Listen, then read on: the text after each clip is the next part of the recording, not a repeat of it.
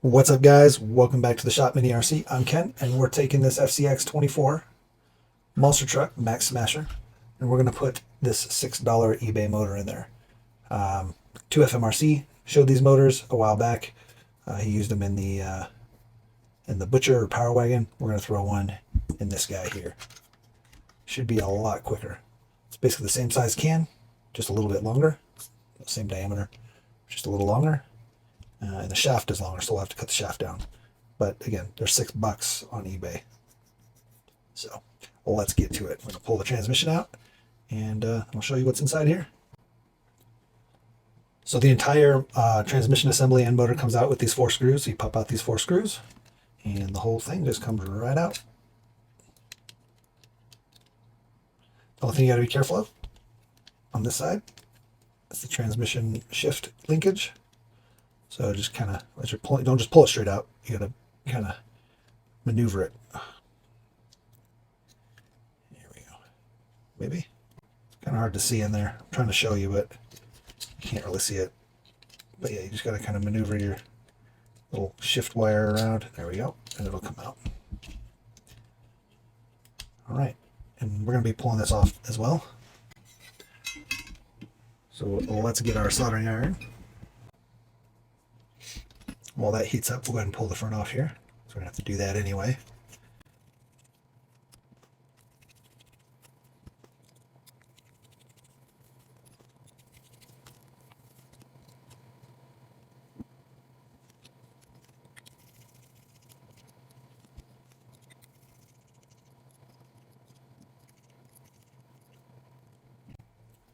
It's definitely nice to see that this is all greased up. It's well greased in there. Be careful, there's a gear in there and you don't want it to get kind of lost around in there or knocked out. So don't like tip over the transmission and knock that gear out. You want to keep it pretty much sitting up as much as possible. Just don't want it to fall out. All right.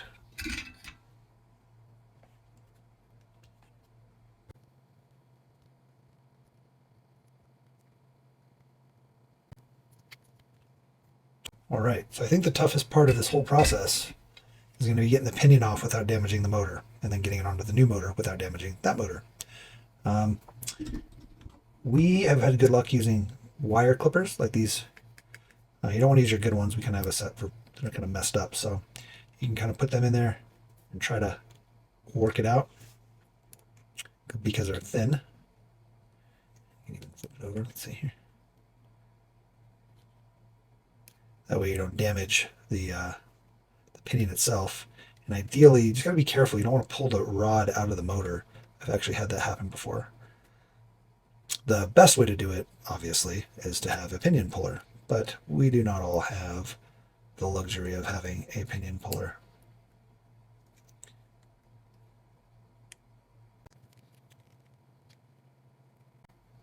Man, it is a toughie. Yeah, we're marring up the motor pretty bad.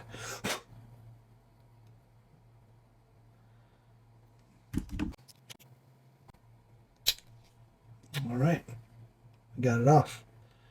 We didn't do too bad there. Not too much damage to the pinion. Looks pretty good still. We got like one little spot where we nicked it.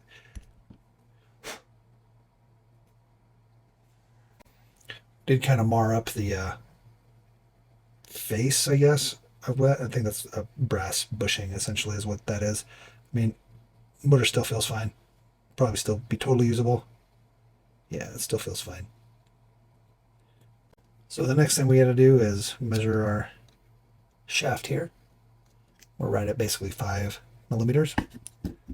So we'll come in onto here and we'll look at 5 millimeters.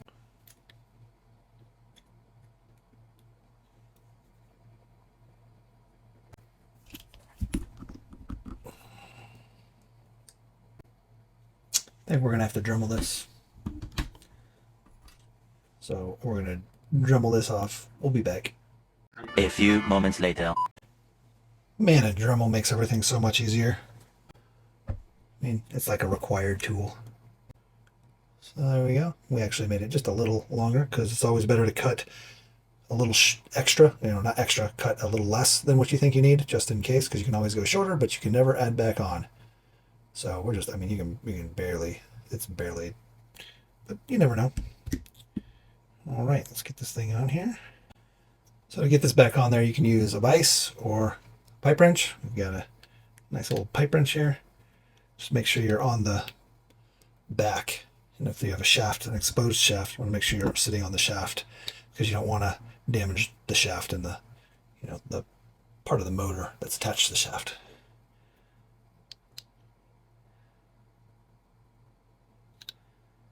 So that should be good. Maybe a little more.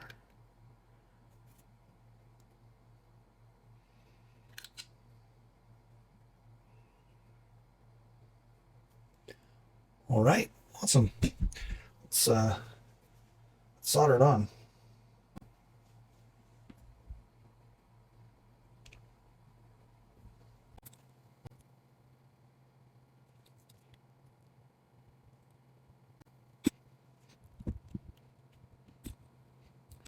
Actually, we're going to go ahead and put the motor in the transmission first, and then we're going to install it, and we're going to solder last, just because then we can easily switch it once we know it's the wrong direction.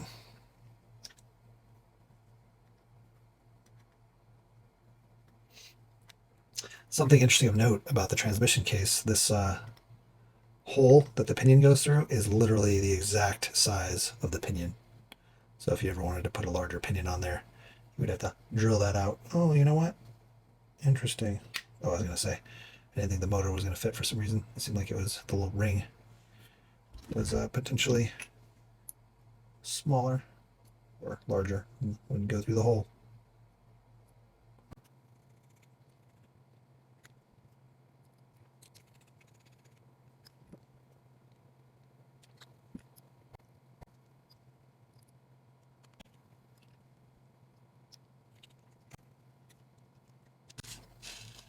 And it definitely has a lot of resistance to it.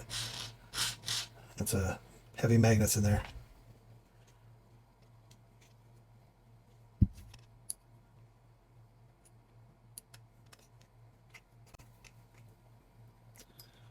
All right, now we just get to drop this guy back in. Remember your shift linkage.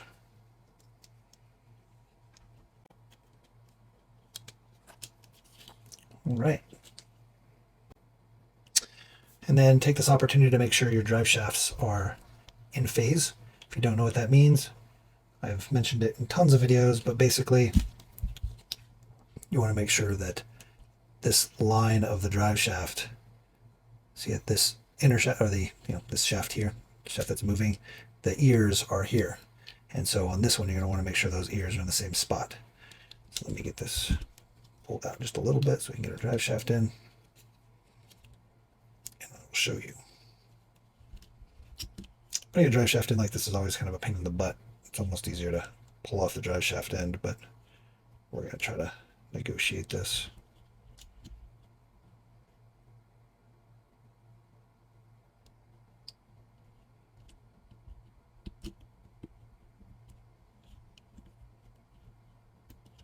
All right, so see there? See how it's a continue from ear to ear is the same, and if you turn it, this ear and this ear are the same, that means it's in phase. That prevents vibration. If they're out of phase, you can vibrate, especially when you're using higher speed, motor drivetrains. We're going to do the same thing here. All right, bam, in phase.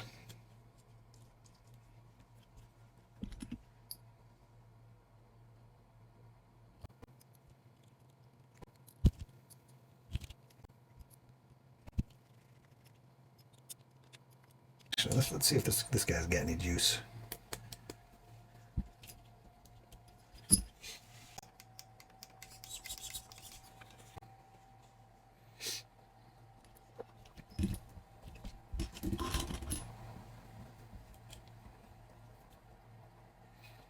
So I guess we're just gonna try to see if this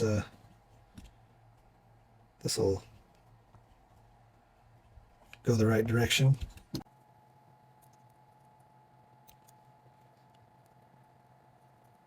Okay, let's hope this is going the right direction. If not, we can just swap them. We can also swap the auto reverse on here, but we want it just to go the right way. We're already soldering, so might as well solder it correctly. Ooh, there we go. Looks good. Going the right way. Let's see what this looks like here. Ready? It's hard to tell.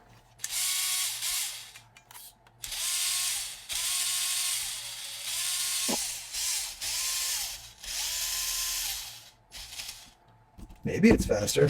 I don't know. We'll have to do a video showing it going. But it's working. That's how you do it. That's all it takes. Simple as that. Let's get some running footage. While we're in here, I just wanted to point this out. A lot of people I've seen have issues with the rubber band and the battery, and they don't like it or they don't get it. They don't understand how it's supposed to hold the battery in. The best way to do it, in the way that it comes from the factory, and you can see it, is you twist it. So you put your battery on, and then you twist it over the top, and then you hook it on to here.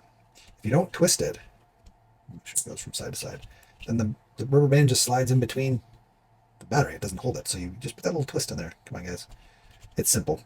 I've seen a few people complain about that, though, and be like, the rubber band doesn't stay, and whatever. Well, it does stay if you put it across there.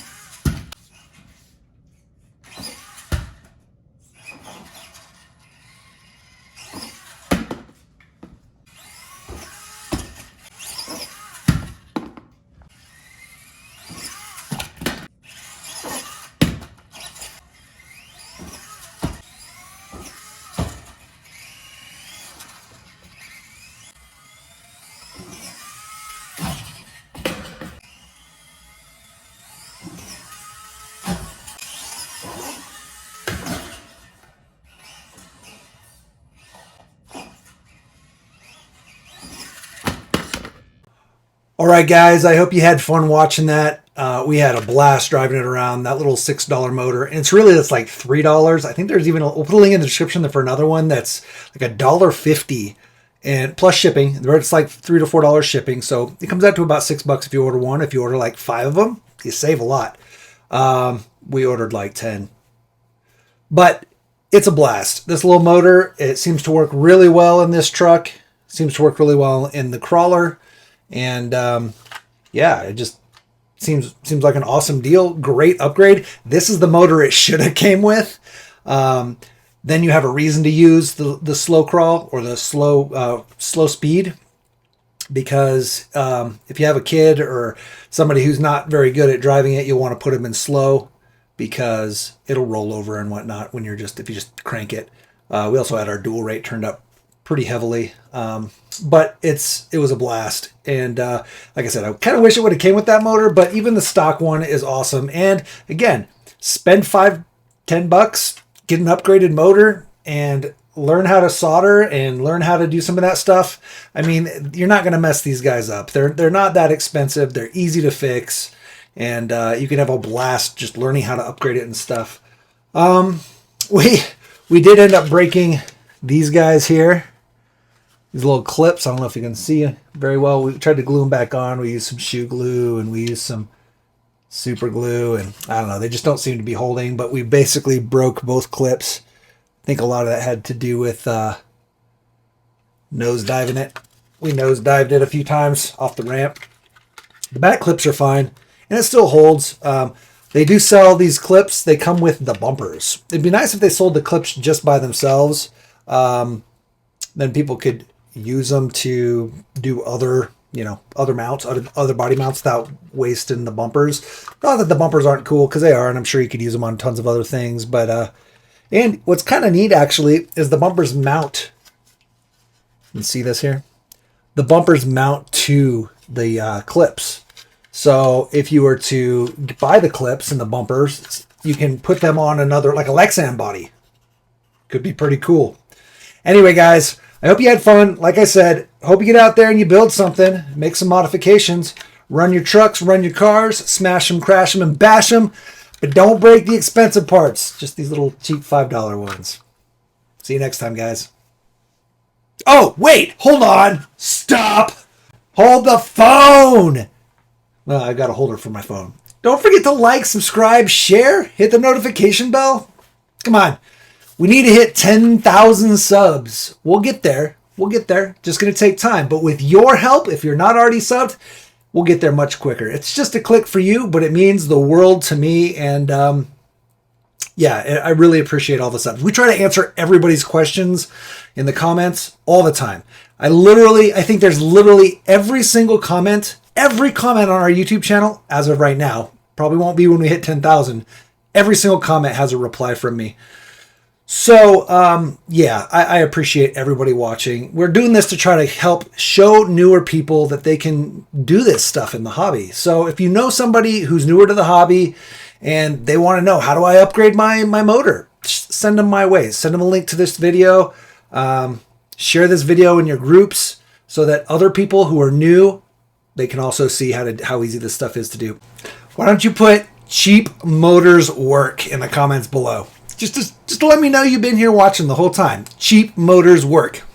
Anyway, guys, thanks again. I'll get out of here. Have a good week. Peace. Or you can put burritos or yum, because that's what we're eating for lunch as we're filming. Burritos or yum.